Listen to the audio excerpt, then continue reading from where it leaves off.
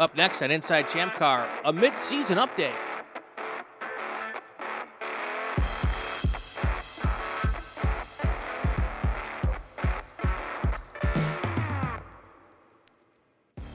Welcome to Inside ChampCar. I'm Brian Bielanski. He is Bill Strong. This week on the show, we're going to talk about the first half of the season. Not quite sure we're at the halfway point, but it kind of feels that way. Our guest this week, he came to ChampCar from Formula SAE. He and some friends then from OldDominionUniversity started building cars, and now they are clapped out racing. That's a great interview, Bill. I look forward to telling people about all that. How we doing, Bill? It's a weird time. Usually we got a race to talk about, either that we're going to or we're coming from, and is this like halfway when you look at the races, or we just feel that way because we have a big break? No, we're at race 15 out of 30. Okay. And yeah, it's a right legit halfway point. Yeah, it is. We kind of have this 2 or 3 week down, or actually, what is it? 4. I'm away next week. I'm on vacation. Wow. So, yeah, I am on vacation. You might be doing this yourself. That's fine. That's fine. It'll be hard to talk to myself for an entire segment, but I doubt it. You could do it. Maybe we'll record one and put it in the can. But yeah, I'm away next week fishing or doing something. Scuba diving, I think my wife said. Oh. She got these really cool concrete weights for my feet to wear. So don't know where we're going with that one, but yeah. I do. I know where you're going with that one. I don't work in the news, so I don't know. But yeah, it's. I'll send you some links. Okay, all right. But yeah, so we had talked to Ben Keating. Nice. Remember, we said we'd talk to Ben, so he will be joining us. I just don't know when because he is a very busy man. He is, but he's excited. He cannot. Something about he heard your name and he said, "Dude, I'm there." Oh. I am. So yeah, I'm sure that's not what he said, but that's nice of you to say. So he'll be here, and but yeah, 15 races in. We have our national championship going on, and Paulie just updated that here a day or two ago. I think it might have been earlier this week, and he shared it with me. I've yet to put it up on the website. Oh, breaking news! I don't have a breaking news sounder. We're gonna have to get one of those. Wait. Oh, maybe that's not it. But right now we show RVA Graphics and Wraps being in first place, Dirty 30 being in. Wait a second. Yep, that's right. Sorry. I'm looking at this spreadsheet, and I thought it wasn't all the way down. But it is. Yeah. So, I hate the internet. There we go. RVA Graphics and Wraps in first with their 411 car, Dirty 30 in second. Kruger Tune Racing South with their Boxster in third. Visceral Racing Group, both cars in the top teams. Wait a second. How does this work? Oh, the seed position. That's it. The seed positions. That's what it is. It's like the first team is RVA Graphics. They've had the most wins. And then the next teams that are seeded second would be Dirty 30, Kruger Tuned Racing, Visceral Racing Group, both cars. And then Valerian Steel, and there's no ZN Mazda, Leviathan Motorsports MR2, Rotary Rocketeers, Level 1 Racing, and Floridians, all seated next in line. Nice. So, yeah, I'll have that up later this week. And there's a lot of racing left to do.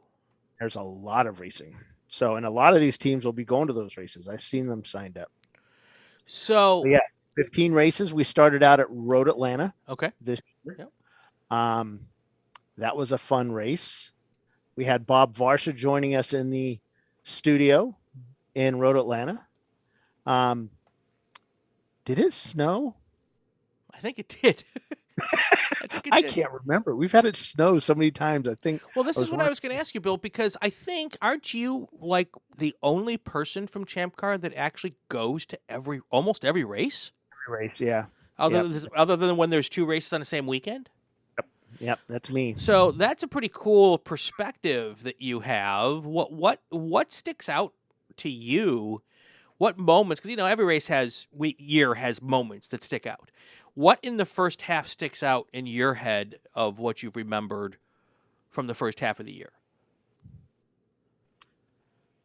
The fact that there's teams struggling money-wise.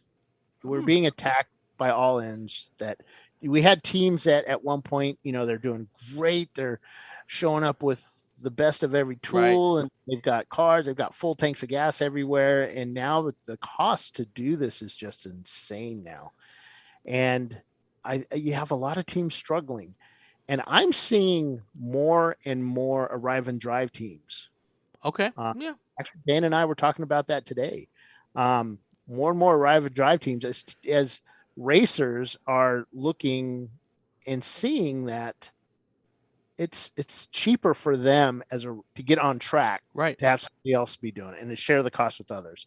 And they don't have to get the car there, they don't have to prep the car, they don't have to there's just all kinds of things. But so are you seeing like existing teams like starting to put together a second car just so they can have an arrive and drive car? Yes. And we're seeing that more and more, second and third cars. So wow, the cost to do that, which brings its own cost. I mean, heck, Visceral Racing just bought another trailer, a stacker, so they can bring multiple cars with one truck. Cool. You had to buy a new truck to do that. So I mean, there's just so many things you have to do. But at some point, you hope to recoup those expenses over time. So. But that and the weather. I think the weather has caught a lot of folks. You want really nice weather when you go racing, but it's just everything's been thrown at us. Super hot, super wet, super not wet. Right. Expecting, a certain temperature, it's not there. It's three things stick out in my head just from the first 6 months of doing this with you.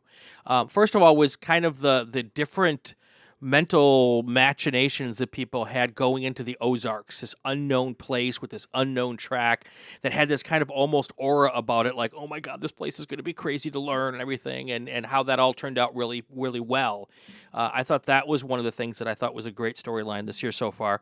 The other storyline that I thought that was really cool this year, and it just came out of Nelson, we had the mini team, and I can't remember the team name now. W something. Yes, I just had it. I had it in my head, and you said that Whitnauer Racing. Motorsports. Whitnauer Motorsports was on the show. We learned a little bit about the team, a family team, and they went to Nelson and ran in the top 5 and 6, and I thought that was fantastic. And then the one that really stands out in my head, and I forgot to talk about it with our next guest, which I'm sure he would appreciate this, is that little team from Bakersfield Community College who went to Willow Springs and never been on the track before with their team and finished both Saturday and Sunday. Didn't win, but that wasn't the point. They made it through all the laps. They ran the whole race. And the interview that you did with them at the end of the race on Sunday, they could not have been happier. No, they were great. And the first race, their instructor was so relieved because he's been emailing us constantly like, okay, am I doing this? I'm doing this. Are we doing this right? And they were. And they showed up well prepared. They had a good group of students that were willing to learn and adapted. And that's the biggest thing is, as a racer in this type of series, and endurance racing, I should say, you have to know how to adapt. Yep. Because you've done a certain thing forever the same way. It's not like that every race. And also the evolution of their drivers over that 2 race period. You could tell they were really tentative at the start. And then on Sunday, they kind of like, oh, I figured this out. And then they got racy and did some stupid things, which is all part of it. Not terribly stupid, but as I tell the guys, they got to find the limit. That's right. Well, a couple of them found the limit on Sunday, but that was really the fun part about that whole race for me, is to be able to talk about those guys. And then your interview afterwards was just spectacular. So. Yeah. And we had the closing of Palm Beach International Raceway earlier this year. We were the last race there. Of course, they're building another track down there now, not far from there, which is kind of cool. Okay. But recently they thought there was some rumor that it was going to open up again, and they squashed that pretty quick. There will be no racing on that facility ever again. I'm still not sold by that. Well, it is, That's my version of the conspiracy theories. NCM, we got there a week or so after a tornado went through, or 2 weeks after a tornado went through, and they were still trying to rebuild from that. That was kind of sad to see. But recently they've released a picture of their, the drawings of their future facility, which is just amazing. The Holly building is going to be rebuilt and just much better than it was before. And they're going to offer a lot more. And of course, we went back to Harris Hill in March, and we're getting ready to go back there in a couple of weeks.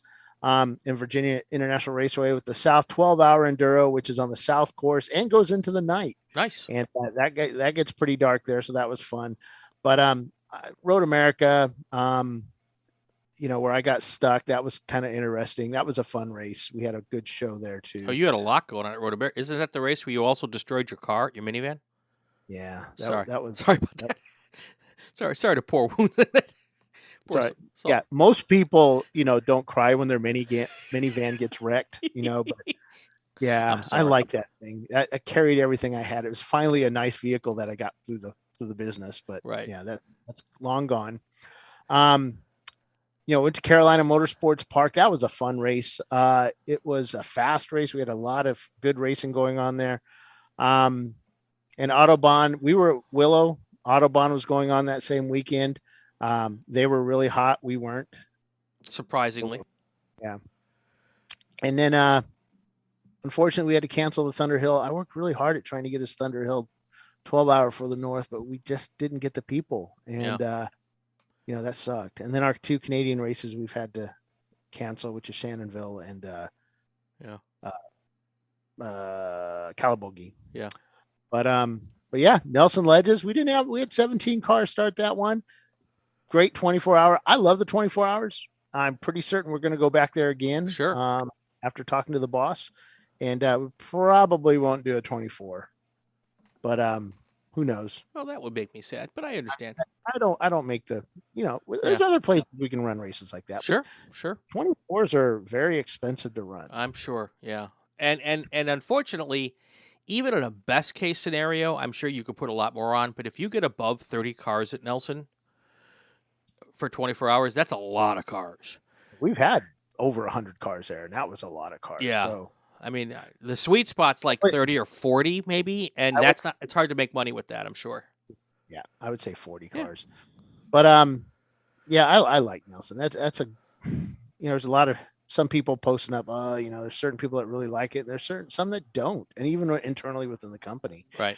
And I like it. And it's like I've said over and over again, it's not just the track itself. It's the people there. It's the people that race there. I love those Ohio racers, man, because they're pretty hardcore, man.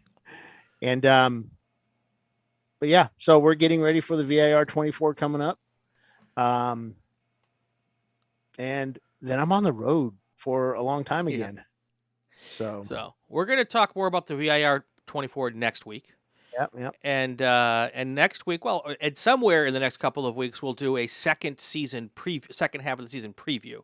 So we're able to squeeze out the first half of the season here and talk about that, and you and I can go deep into each of the races coming up, the next 15 races, and talk about those. I don't know if it'll be next week, but somewhere in our little break here, we'll do that, and because we got some fun stuff here to talk about while we're not racing. So. Just to bring up that we've got the summer of 24s going on. Yep. And, that one, the winner gets a really cool chill out systems Quantum Pro, $4,000. So, but keep in mind the rules. You have to have raced at Nelson to be qualified for that, and VIR. You just can't do one or the other. You have to do 10 laps at both races to qualify. So Viscera Racing, even though they dropped out early, they're still in it. Yeah, because they ran 200 laps. Yep. So they're still in it.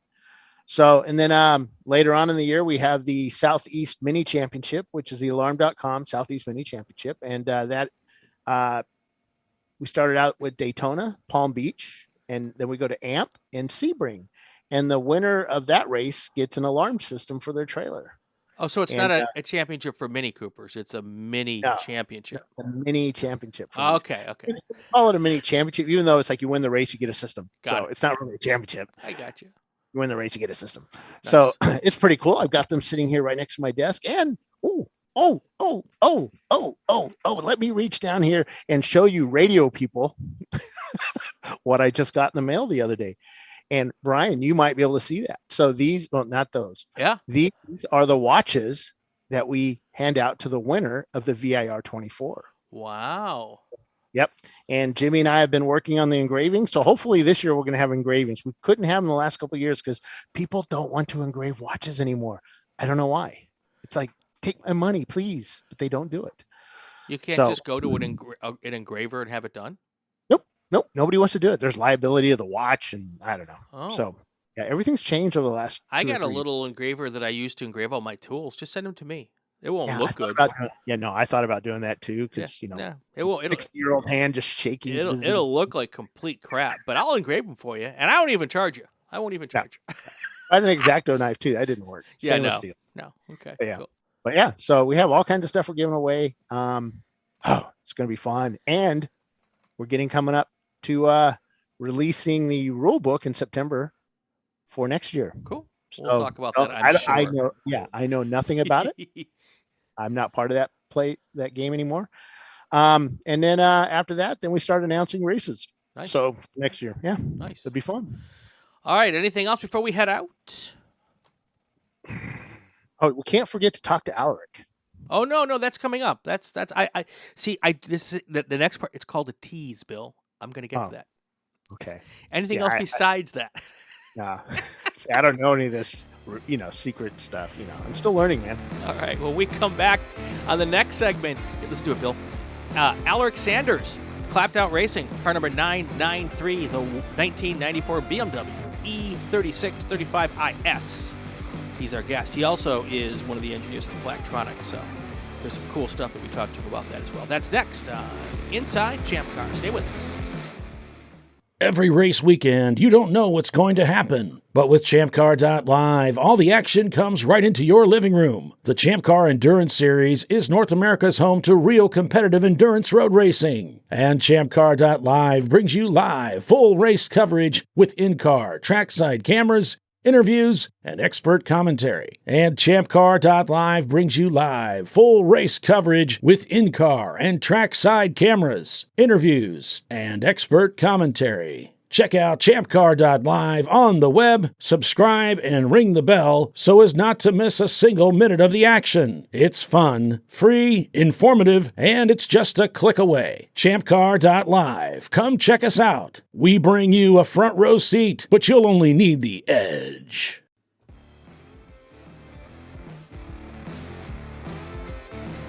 Welcome back to Inside ChampCar. I'm Brian Bielanski. He is Bill Strong.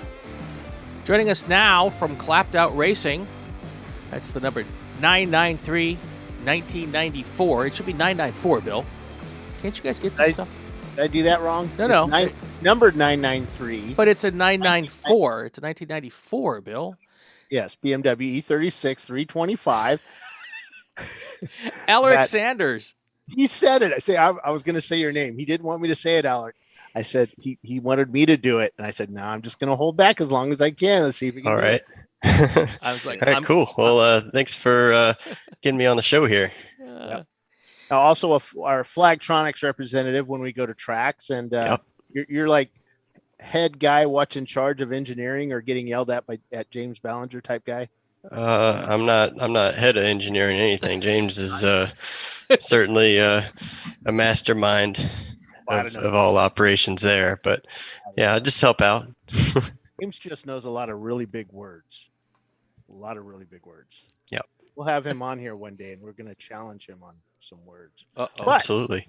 You have a team called Clapped Out Racing with a BMW, and you're racing the VIR 24 coming up, and you've done a few 24s with us. Yep, every single year that we've been racing. You like the 24s? I do. I enjoy them. And why do you like the 24s? It's sort of a tradition that we started. So my team, we started racing in ChampCar in 2017.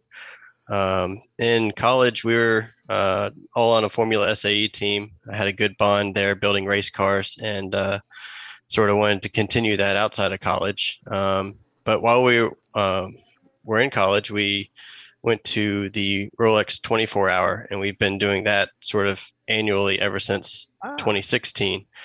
And spring break for thought nerds. Yeah, in January. Right. So what school did you go to? Went to Old Dominion University in Norfolk, Virginia. Yep. It's much better than that. I don't know, that other school. Virginia Tech, I think it's called. Yeah. Yeah, James he'll correct you on that one for sure. Yeah, James went there, didn't he? Yeah. He did. Yes. Yeah, I forgot about that. And James, by the way, for those that don't know, is the owner of Ballinger Motorsports and also with Flagtronics. So I've known James a long time, 20 plus years now. And Bill's a UVA guy, so this really is not an ODU Virginia Tech rivalry. My wife went to ODU, so okay. I just want to make sure that everyone knows where Bill's little poking of the bear is coming from. It's a UVA thing. I only live in Nelson County, Virginia, which is like home to anybody that ever went to Virginia Tech. So surrounded by them everywhere. But so you went to ODU, you did the Formula SAE. We have a lot of folks that have done Formula SAE that kind of came into ChampCar. So I mean, what's the advantage of doing Formula SAE other than a lot of racing companies kind of want you to have that experience? I mean, it's just knowing how to build a car. I mean, I was even talking to someone at Nelson Ledges that was on a Baja team as well. Anyone that comes from those programs, they love building a car with some buddies and just going racing with it. At least with ChampCar, you do get to do a bit more of the racing, whereas, you bust your butt to build a car to only get like 20, 30 minutes of drive time at competition. That's no fun. But yeah, ChampCar is certainly the next step up for a hobby for guys like us. Well, what did you do on the Formula SAE team? What was your specialty? It's just about, my hands were on anything and everything. I did some machining. I didn't do so much welding, but a lot of design stuff, SolidWorks, all kinds of paperwork. There's 35% of the competition is based off of the paperwork that you present and how you present the card to judges. So I know with bigger programs, they actually have, a front end team and a rear end team and a motor team. And is that how ODU worked it out, or did you have a smaller core group that everybody? It was a smaller core group. Yeah. I mean, it's generally just like one person was the lead on that, and there'd be a sort of a head guy that sort of had a general knowledge of it all, but would give the guys their freedom and allow the guys to design their own respective parts, but also talk to other sub teams that affected one another's areas. So yeah, I worked with Formula SAE when they went to VIR back in the late 2000s or late 2000s, and it was really interesting to see how a lot of the teams work together, small teams versus the medium school, and then the large teams like Tech or I think Maryland was there. And actually, a couple of guys on the Maryland team actually raced with that were on that Maryland team, race with us now, GWR Racing and Arguino Watson Racing. And Watson was one of the guys there that at Maryland that I met years earlier. But those big teams, they have so much to pull from, whereas the smaller teams like ODU, I mean, how did you, it's basically the same thing as with ChampCar now. You don't have this big club and money flowing into you and stuff like that. So did you learn a lot of how to work with less? Absolutely. And sort of the same principle with ChampCar. If you could finish, then you did all right. Like, you were happy. So like if your car didn't break down in the endurance event, or you were able to even, get through all of your tests so that you can even participate in a dynamic event, so that you can achieve maximum points, then, you can certainly walk away with good points and a good finish. So, even, for these 24 hours, if you're able to just stay on the track and, hit your marks, you're going to be guaranteed top half, because the other half of the field's going to be left sad in the paddock, unfortunately. Well, and some of those teams, I mean, I talk with some folks from a very large West Coast university, with which I will not name, and they had enormous resources. Is it the real USC or the not real USC? I'm not going to say. But they had issues with all of their resources passing tech. So they never even, I don't think they even got to the on-track competition at one of their events because they couldn't meet the braking standards. I guess there's a specific, you have to be able to brake a certain amount in like 35 feet or whatever the case may be, whatever the number is. They couldn't hit the number and they couldn't figure it out during the event, so they never even got to compete in the on-track portion of it. Well, it's a real bummer when that happens, because you spent a whole year and a lot of money and a lot of resources have been poured into this, and then now there's 65% of your possible points just gone. Right.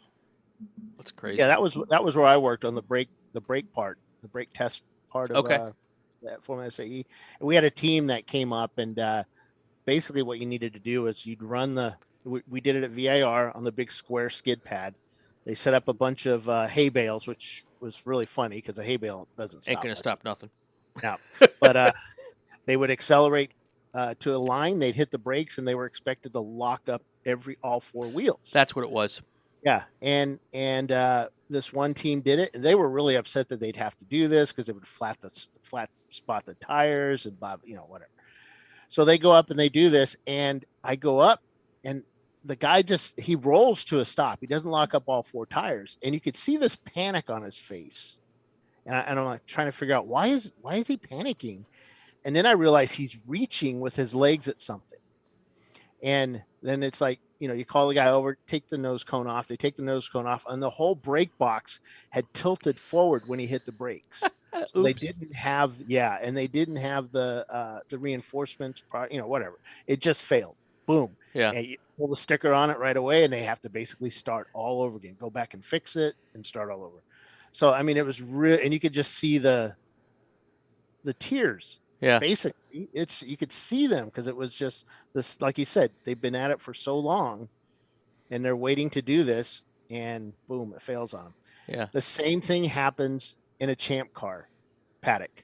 So your first race, I mean, did the Formula SAE prepared you a little bit on how to get ready for this stuff? But your first race, how did you do?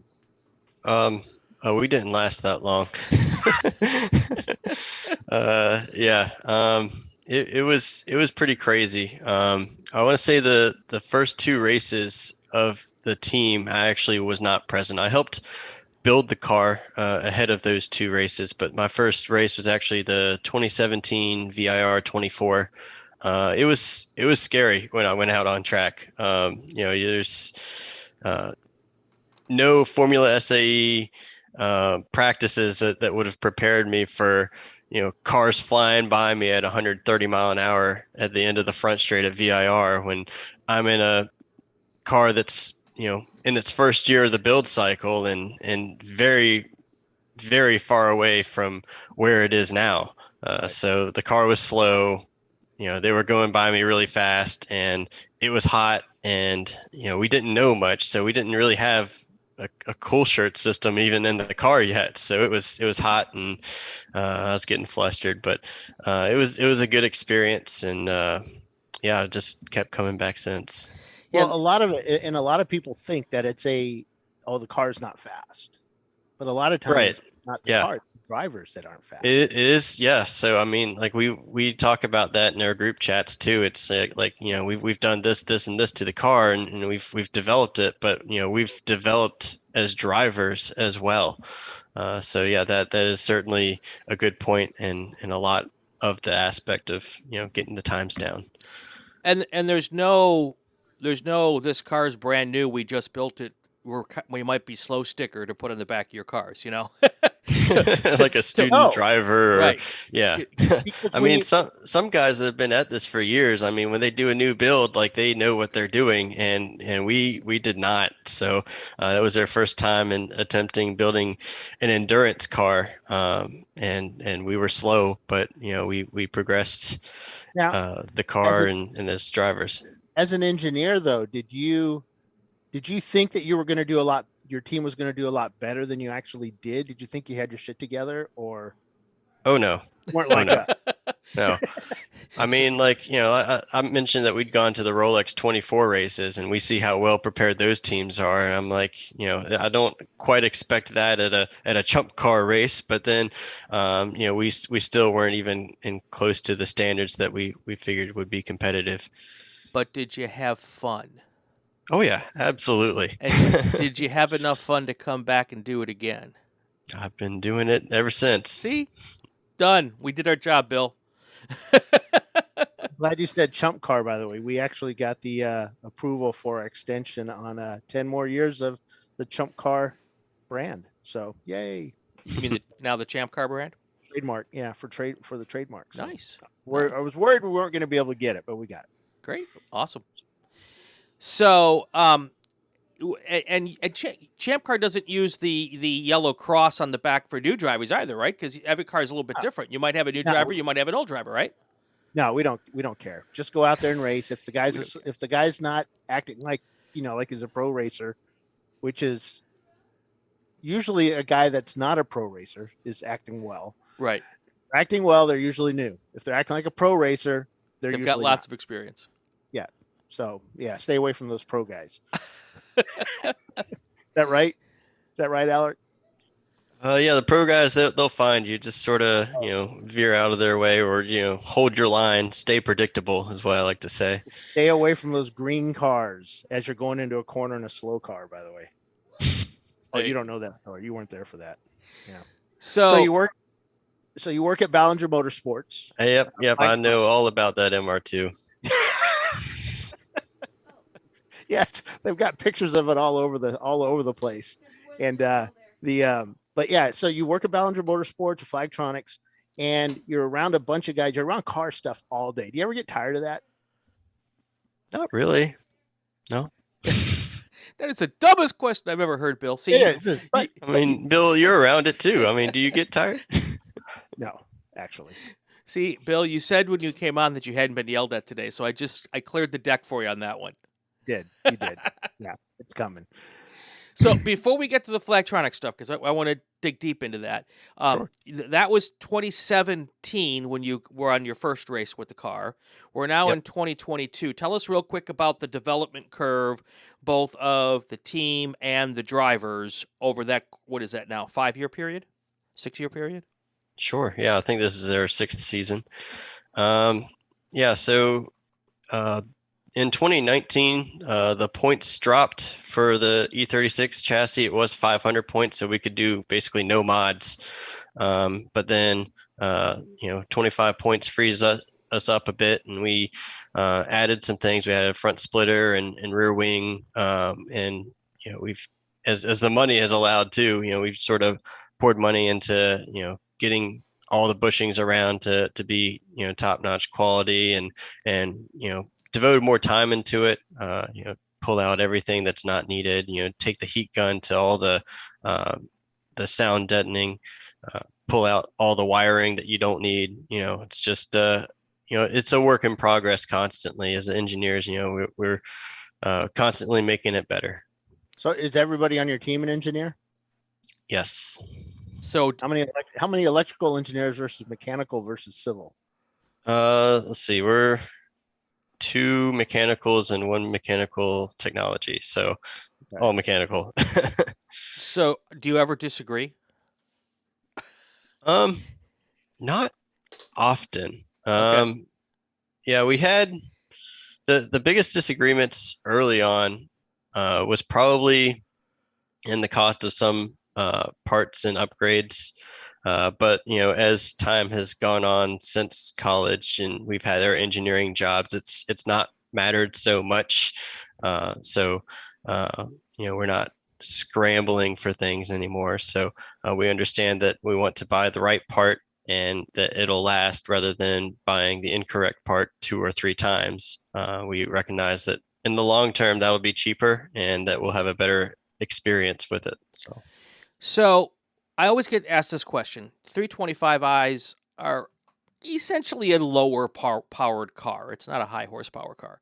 But when you start putting things like a splitter and aero on it, I got an engineer here, so I'm going to ask, are you able to really quantify the improvements of the car in handling and lap times when you add that? Because a lot of people say, why are you wasting your time on this stuff? The car's not going fast enough to take advantage of it. We've made a lot of changes to the car all at once sometimes, so it's like kind of hard to quantify one change versus, when you've made multiple changes. But early on, like the uphill S's for VIR, like it was scary going through there. I want to say the last time I was through there, I was flat and it was fun. So getting those tires from the stock 205 width to now 255 width, and getting that better stabilization, it's very rewarding. And having the wing on is just not about downforce. It's also keeping the nose pointed where you want it to. It's not just sticking to the ground. That is kind of downforce. Well, I mean, no, you start to get that car a little sideways, though. That wing can pull it right back, right where it needs to be going. Because of the downforce. At least with us, yeah. Because the tail happy car we drove, we wanted it going that way, and instead of doing circles everywhere. Usually it just set on the side of the track anyway, so it didn't matter. Fair enough. All right. So what's the best you guys have finished? So our best finish, we got the chance to go to Impound this past March. We got a 4th place finish at the VIR 12 hour. So that was a long time in the making. But yeah, we were finally up there. We almost did it for a podium, but we were certainly happy to leave knowing that. Can you get the Huggins cars? Absolutely not. That's not what I want to hear, man. You got a positive thinking. Yeah, he is quick. Yeah, very quick. Yeah, so, and their drivers too. I mean, they, well, VIR is their home track as well. Like they know the track certainly better than us. They've been doing it longer than us. So yeah, they're old too. You guys are all young. So you work at Flagtronics. I do. Cool little thing that we put on the dashboards now, and race control can send messages to the teams. The flaggers can send a message to the team, which is a colored flag, whatever it is at that moment. And you guys are doing pretty well. Yeah. Everyone seems to have liked it. I joined the team in 2020, which was a interesting year. But yeah, I've since helped to push the development cycle of that, and I think that we had a year and a half or so while I was on the team in a development cycle. So just trying to push it and make sure it was ready for the 2022 season. So we were just out there getting all the data and asking teams what they had liked about it, what they'd like to see improved, and we're constantly doing that today. So I'm out there racing and using it myself. So that's the best way to really get an understanding of where you need to improve. What I found really funny was James and I would talk about stuff about the Flagtronics over the years. And I always had this fear that you just hand it to somebody and they're just going to totally screw it up. And that's happened a couple of times. Here you go. Here's your Flagtronics wire, put it in, and they start cutting all the wires off. Yeah. Yeah. I mean, once you hand it off to customers, it's out of your control in many ways. So there have been those issues, and, I'm, on the support, whether at the track or via email, helping customers out saying, no, you shouldn't have done that. But yeah. So I see today that you guys finally got the big, here's your customer service magnets for your cars at the track. So we'll be able to track you down really easily. Yeah, I mean, I guess part that, but like the bigger part is just sort of professionalism to the tracks, and making sure that they know that there's not just some rogue vehicle out there having a good time, that you're out there for a reason. It's an official I vehicle. I don't like that, because now I'm going to have to get an official vehicle tag. That says I'm out there having a good time officially. Yeah. So I'm going to try to rein this back in, Bill. Okay. So what's more beneficial for the development of Flagtronics? You being out there road testing it yourself, or the feedback that you're getting from customers? Or I'm sure it's a combination of both, but what do you learn specifically when you're road testing it? I'd say I learn more when it's good to get a bit of both, but I'd say that there's more learnings when I'm actually behind the desk at race control, and I have a lot of teams still coming to me anyway, whether I drove that race or not. So I'm getting the feedback regardless, and I'm also actively working the system and have an eye on everything that's happening, and I know where improvements need to take place. So where is Flagtronics? My first experience with it was a couple of months ago when Bill brought me up to Willow Springs. Where in the development cycle is the product right now? What's the next thing on the horizon that drivers and teams are going to get to see from it? Or is the next thing on the horizon more for race administrators? There's a lot of stuff on the race administrator side of things. I'd say for the customer side of things, it'd be a bit early to really discuss those. There'd simply be overwhelming, yes, we want that, we want it now, and it's like, we're a small company, we can only do so much at one time. But yes, it's reaching out to getting a lot of eyes on it. And a lot of other organizations are really liking the concept of Flagtronics and really having input as well. So, I mean, there's places that have different flagging styles, and they want other commands. Sure. Just, things that we hadn't seen yet. It must be interesting from an engineering standpoint, because you actually have two customers. You're serving two kings. You've got the administrators who want one thing, and then you've got the drivers who want another thing, and you have to kind of balance. Not just the drivers. You also have the team managers. Well, I kind of consider that being one customer, drivers, team managers. Right, yeah. So, yeah, if you want to go with that route, you've got three kings. But that's an interesting dynamic, because a lot of people, when they're producing a product, they're not producing it for different customer bases. They've got one customer in mind. Right. I guess one feature that I could talk about right now is someone mentioned it a few shows ago. They were talking about the marching ants. I think it's he wanted it to be available all the time. I think Bill has shared it for a race or two via YouTube, but of course there's latency associated with that. But we're working on trying to bring it into the user's hands at the paddock. And then we also have a courtesy pit message, which you probably saw that there were a few individual flagging messages that you could send from race control. There's a black flag, a meatball, and pit. If we could get that pit message even into the team's hands, should there be a communications failure, they don't have to go all the way up to race control and say, hey, can you send this message? They have full control of messaging via Flagtronics that way too.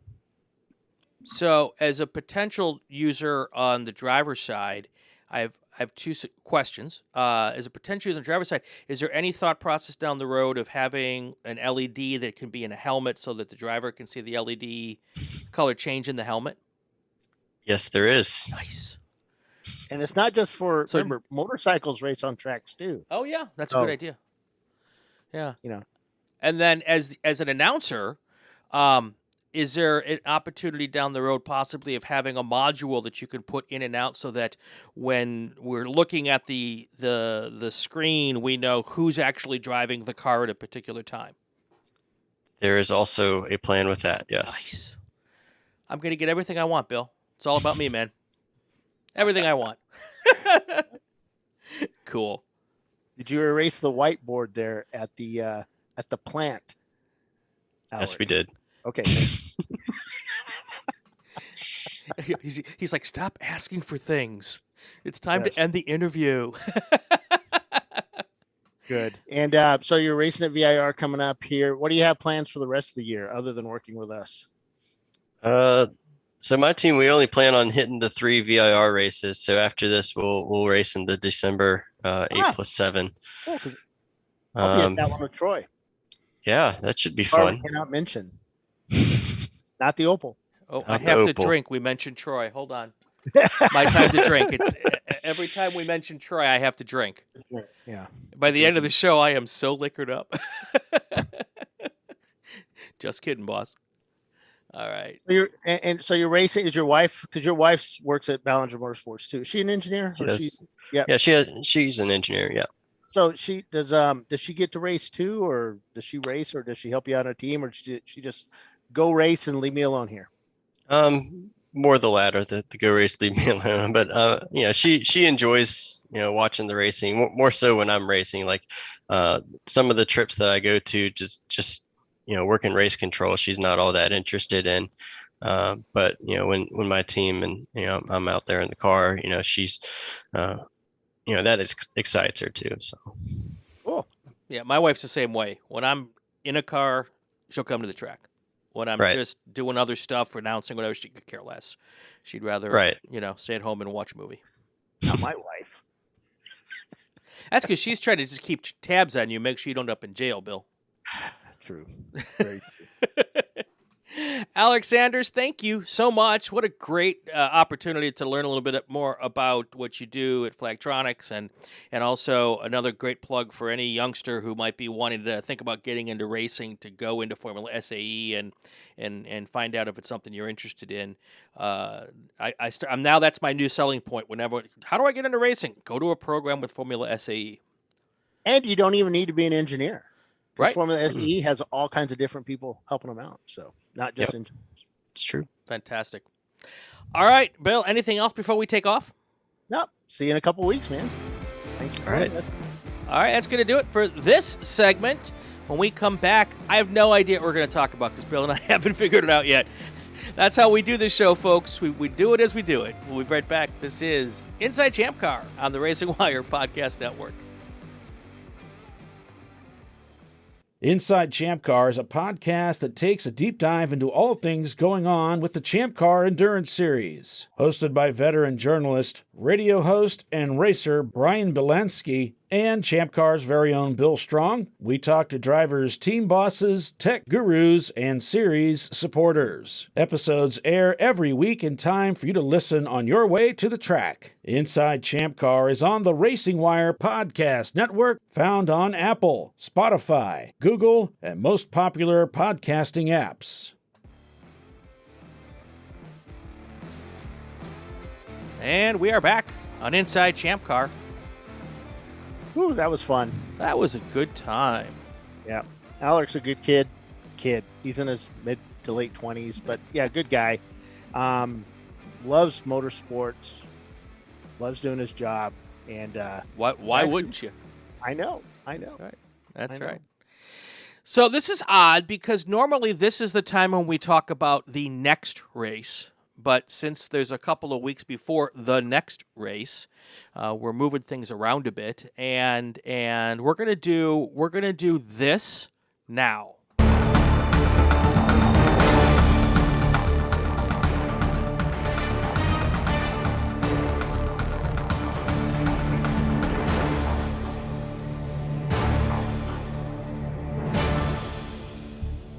Tech tip time. And it's a tech tip. So we got night racing coming up. We have night racing coming up, and VIR being really dark.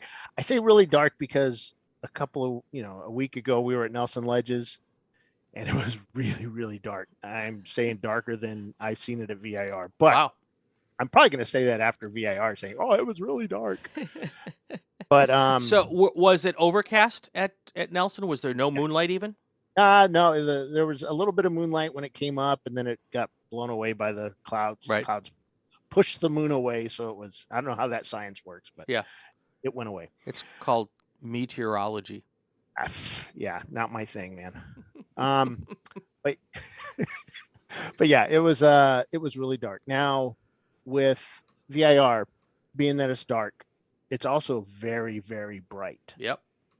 When I say bright, what do you mean by bright, Bill? Well, let me tell you, Brian. What do you mean by bright? What do you mean by bright, Bill? There you go. Thank you for the cue. It's like I'm on stage and I forgot my lines, and they're like, "What do you mean by bright?" And I'm like, "What?" Yeah, exactly. So you have guys out there with 422 Million lumens. billion Billion. candle power. Yeah. Or lumens. I don't know. I don't even know what that means either. I saw it on a box. Science, don't know. Yeah. So yeah. How do you block we need to bring Aleric back on so he can explain all this engineering stuff to us. We hung up with him too fast. We'd all fall asleep. Remember, talking. No, it's just they use big words. Spend all your time looking them all up. But that's right. So how do you block all that light from hitting you in the eyeballs as you're trying to focus going up the S's? Some guy in a yellow whatever behind you with his 4 Gila HIDs sitting on the hood, flashing at you. What we'd do a couple of different things. Yeah. And this was kind of based on things that we'd learned watching the old racing at Nelson Ledges back in the 80s and 90s. Okay. At the longest day. Yeah. One of them was I saw guys like putting tape across the back window leaving space in between them.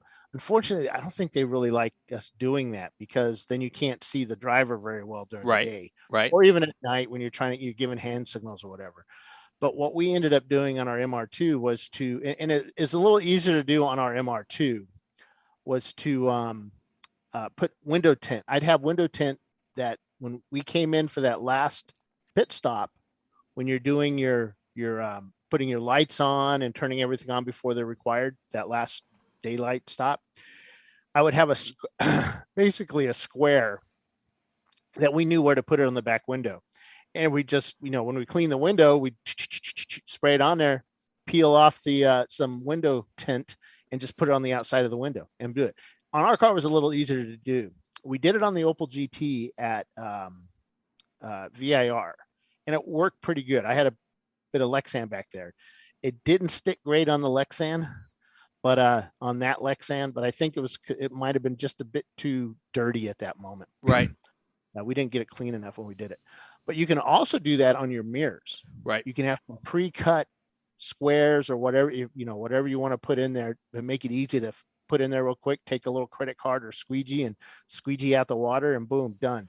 And then after the race, you just peel it right off and you can see fine. I wouldn't go too dark. All you're trying to do is to decrease the glariness of the lights behind you.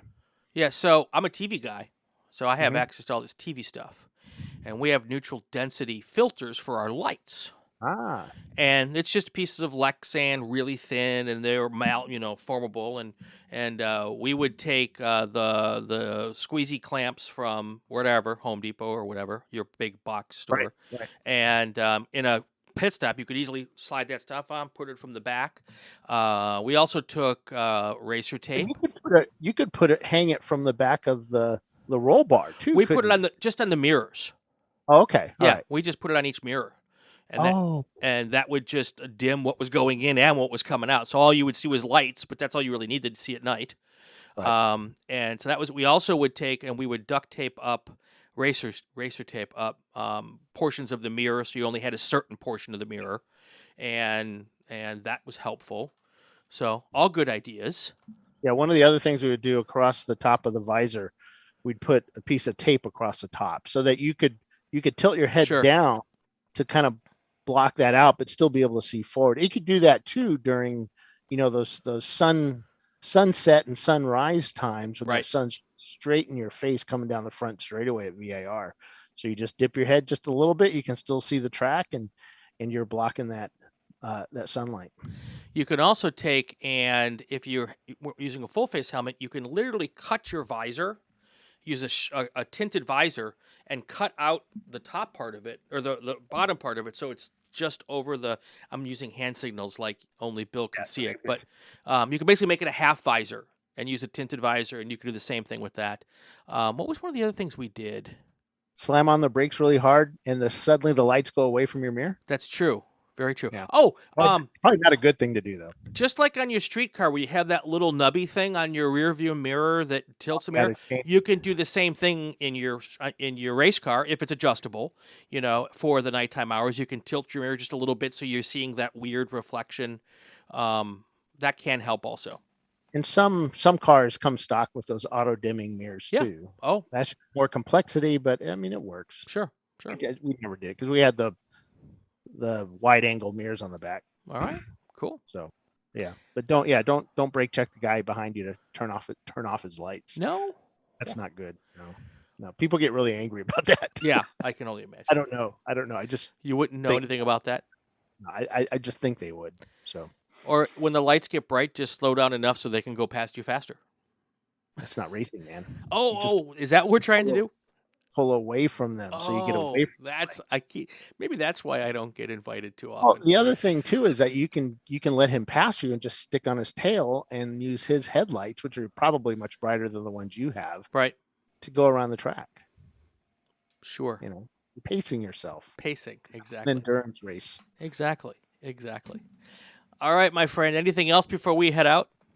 Nah, just prep them cars, guys. We don't know what the weather's going to be like, but it's probably going to be 100+ degrees with 99% humidity and rain. Won't have any snow, but for certain we'll have rain and flooding and mud. So be prepared. You're not doing a good sales pitch for wanting to go to VIR. It's a great race because if you can survive that, you can survive anything. It is a great race. That's going to do it for another episode of Inside ChampCar. If you like what you heard, subscribe to the podcast so you won't miss any episodes. Share all this stuff on social media, people. That's how we get more listeners. Comment on the Facebook page if you liked us, and if you didn't, leave a comment, I guess, anyway. New episodes every week. He's Bill Strong. I'm Brian Bielanski. This is Inside ChampCar on the Racing Wire Podcast Network.